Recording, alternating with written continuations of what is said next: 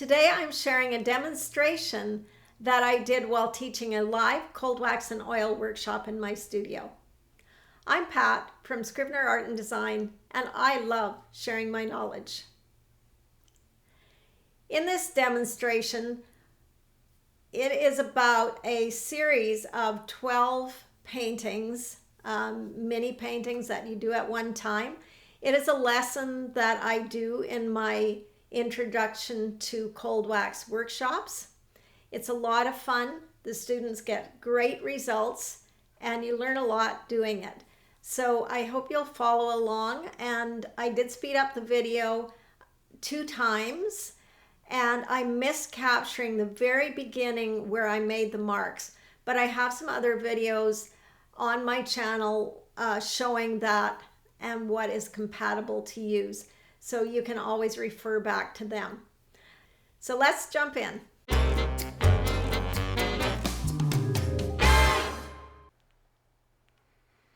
I'm adding some collage elements to this series of small work that I started on a piece of Arches oil paper.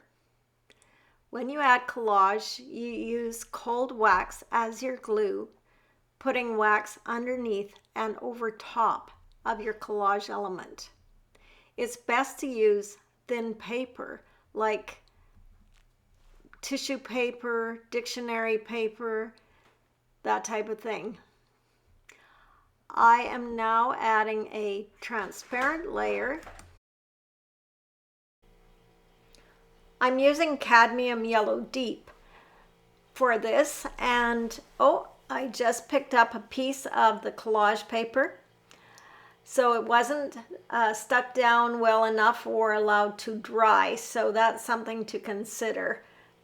I'm using the brayer to roll this on, but you can see that I have picked up some of the underlying mark making media, and I think it's probably the marabou crayon. I'm going to try using the catalyst wedge to apply a thin layer to the rest of these paintings.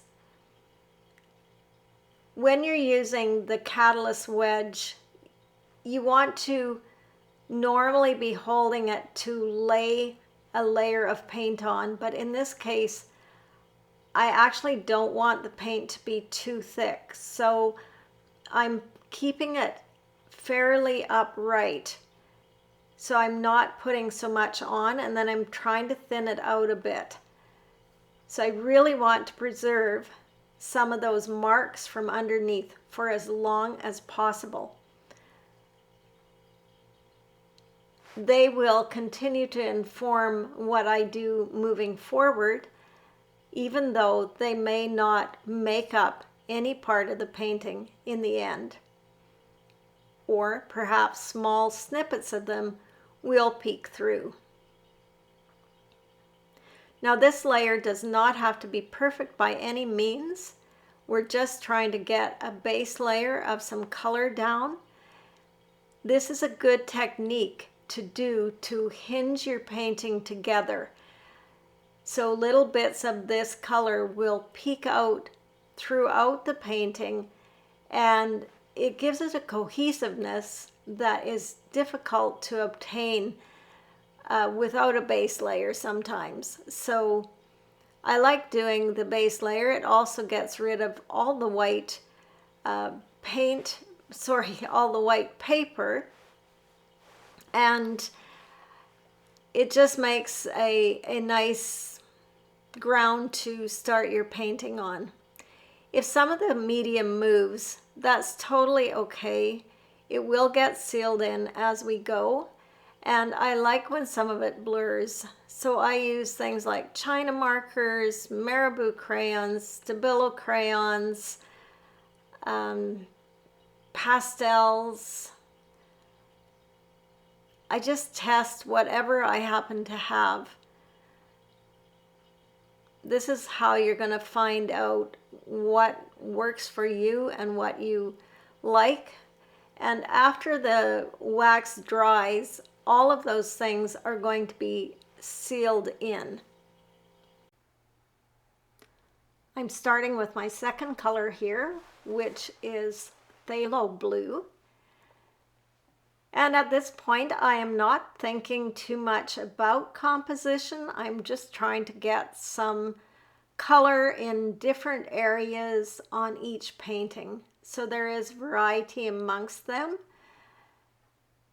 And I'm putting this on a little bit heavier than the first layer. I am also picking up some of the first layer, which is optically mixing on my painting to create another color, being green. So when things optically mix on the paper or substrate, they're going to be a little bit of a different type of green than if I mixed it on my palette. They're not as homogenized as much, so there's more variation. And I do like when that happens. So just work through all 12 of your paintings, adding some color to each one in different areas. Don't think too much about it at this point. We're working quickly and intuitively to get some colors and shapes down.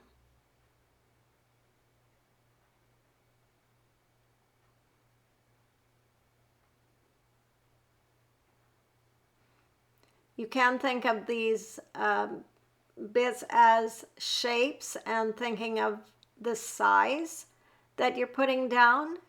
So don't make them so big that you lose a lot of your background. You want to keep some of that exposed at this point.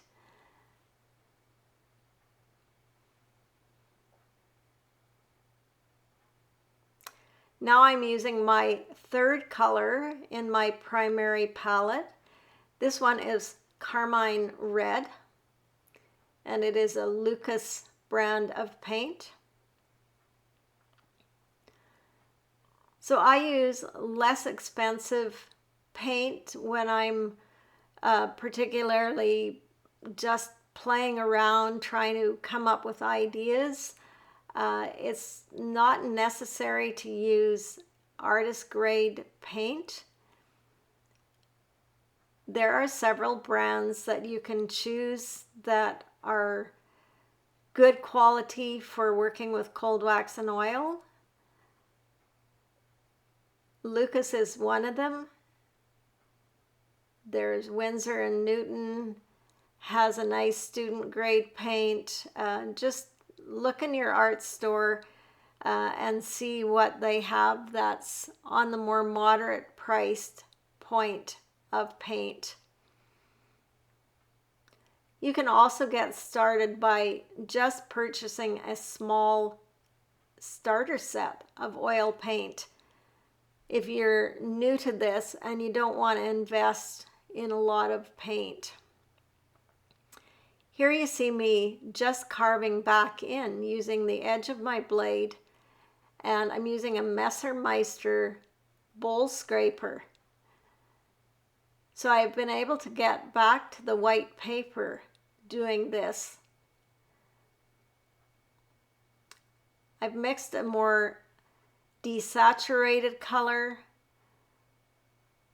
using a lot of white and some of my phthalo blue and a little bit of yellow, and knocked it back with just a touch of red. So remember, when you want to desaturate a color, you're neutralizing a little bit. You want to put a bit of the opposite in. So the opposite of green, being red, is going to just tone it down. So making neutral tones out of the colors that you have and working with a limited palette is going to keep your painting very cohesive. That is one of the nice things about limiting your palette, aside from the fact that you really do learn to mix paint. This is why I suggest you start with a limited palette and just pick 3 primaries that you like. If you're going to paint in landscape, you may find it necessary to have 6 primaries so that you have a warm and cool of each color. That is going to be useful for mixing more colors. But if you're just working with abstract and learning how to use this medium, investing in 3 primaries and a very large tube of white, because that is one color that you will use the most. So there is titanium white or mixing white. Either one will be fine. Zinc white tends to be more transparent, so it's not as good of a mixing color when you're making new colors. It's more used for veiling and where you want that transparency. I'm writing back into my work, making marks, thinking of just doing a semic writing, which means it looks like writing, but it doesn't really say anything. So if you've never done this, you might think of a word or a sentence as you're doing it to make it easier for yourself.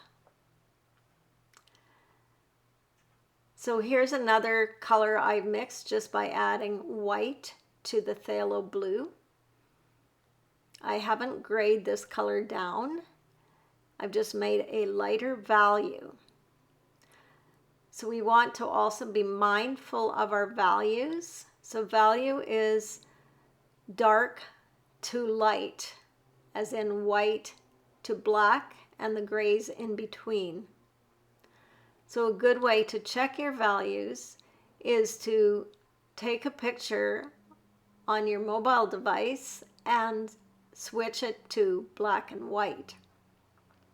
You will clearly see if you are sitting in the mid-range, you've got a lot of grays, or if you have some dark values and some light values.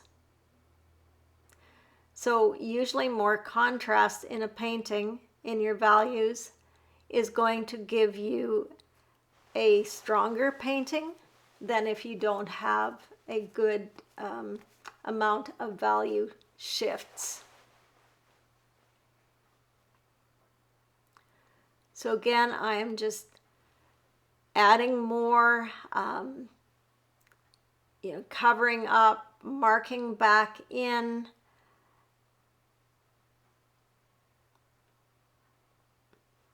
So now I'm getting to the stage where I'm maybe being a little bit more mindful of where these are going.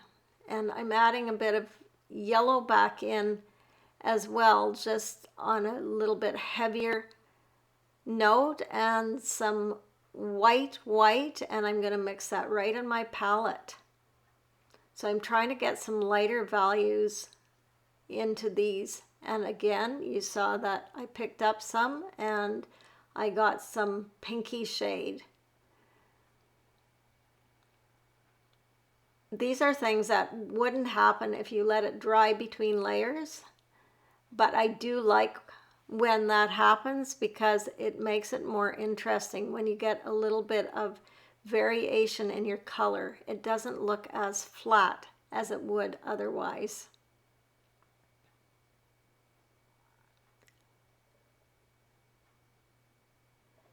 I'm going to use this catalyst wedge that has the divots cut in it to reveal some of the color from underneath and make some interesting marks.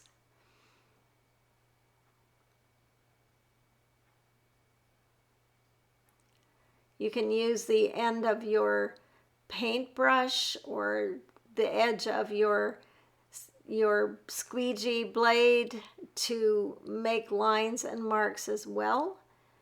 It's a very versatile tool for applying paint, removing paint, and making marks. I particularly like the Catalyst wedge because it is ergonomic and feels good in the hand. I'm bringing that mark making in again, and I want the repetition amongst my pieces, so I am not going to change my visual language by using a different blade with a different type of edge. I want to create the repetition throughout my series. Now, because I'm working wet and wet, you can see that I can really get back quite a long ways to the initial layer of paper.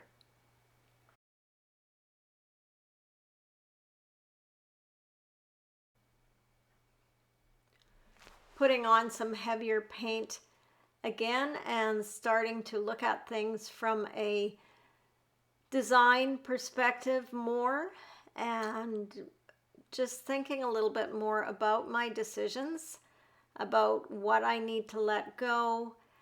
If things are too busy, do I need more neutrals? I'm going to start using a working mat. It's very handy to have a mat that's cut the same size, or you can get a big sheet of clear mylar or some plastic material that you could cut a full 12 squares in if you wish, so that you can isolate them off. It's very helpful. So that one needs a lot of help. These all really are just in the mid stage. They're just kind of in that messy middle, and it's hard to see what you're doing when they're all together. So having that working mat is so valuable to be able to isolate them, make some changes, and check again.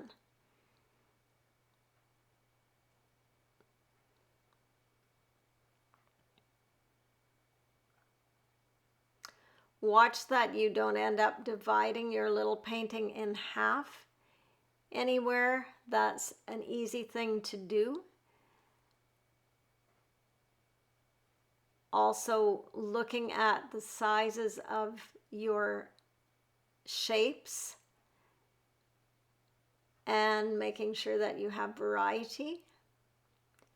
Thinking about your balance, your visual balance, the visual weight that you have in your piece. Is there good interest? Is there enough marks, or are there too many marks? Does it need to be calmed down or livened up? These are questions to ask. So I'm just using a palette knife here to put a little accent on these. So this one needs a little more interest, a little less going on in it, some neutralization in areas. Watch that you don't have two corners that are identical. That's another easy thing to do.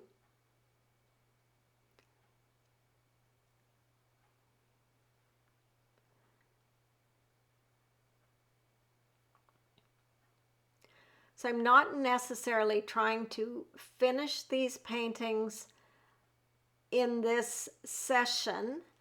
I may be surprised when I'm finished and take the tape off that some of them look really finished, but some will be better than others. And I will be cutting them apart and then working on each one to complete it. After that, I will be able to mount them, or they could also be matted. So I've measured these out to be just slightly over 6 by 6 inches, so they'll fit perfectly on a cradle panel. bringing a little bit of warmth back in with that cadmium yellow deep hue. And now changing my mind, and you can see that I'm picking up some of it and making kind of a warm white to a soft yellow. Some line work in it. Think of line as well as being an important element in your painting, because line is often the structure that a painting needs to guide our eye around. Sometimes it's the only thing that's missing in a painting is line, and by adding some, it will make a big difference and it can finish the painting.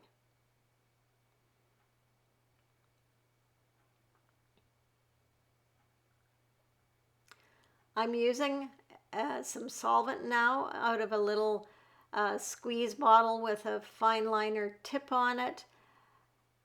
You could also use a mist bottle.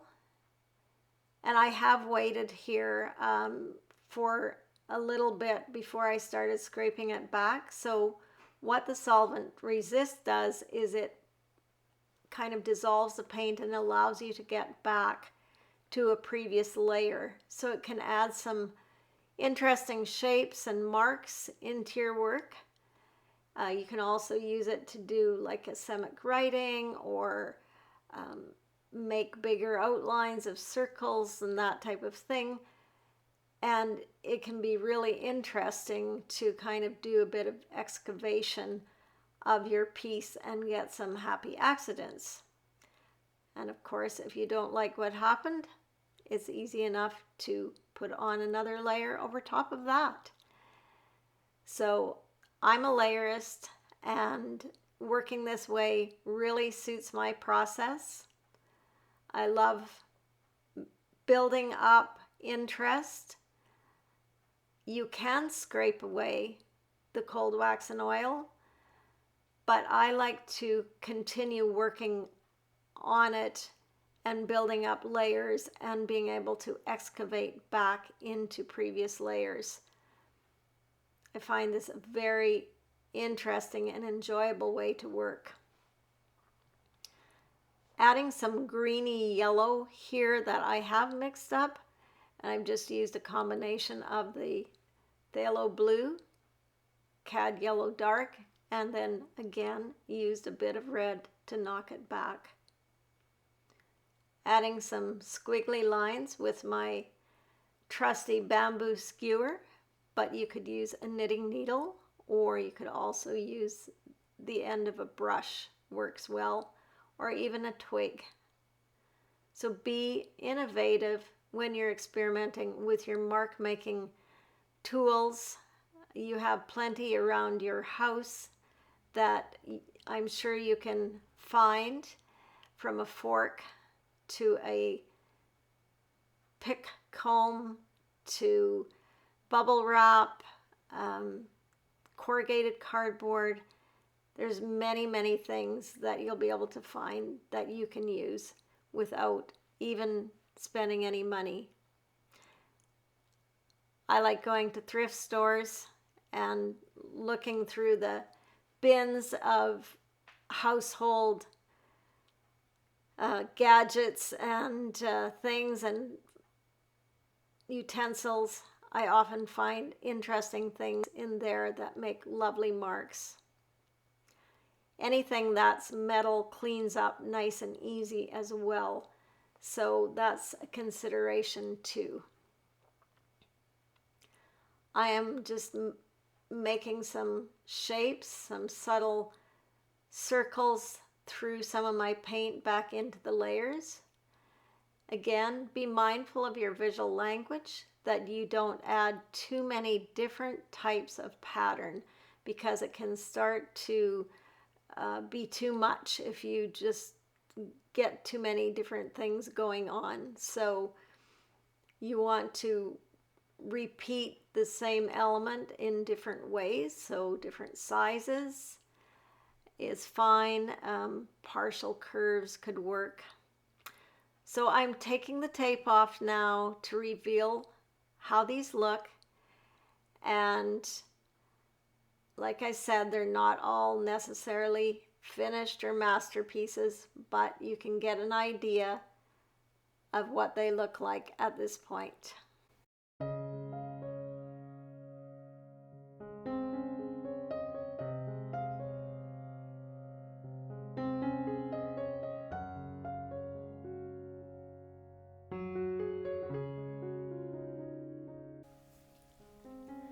Well, I hope you enjoyed that today and that it was very informative for you and you'll try it out yourself. So if you did enjoy the video, give it a thumbs up. And if you haven't already, subscribe to my channel. It really does help the algorithm so more people see it, and also share it with a friend. I hope you give this a try, and until next time, take good care. See you soon. Bye.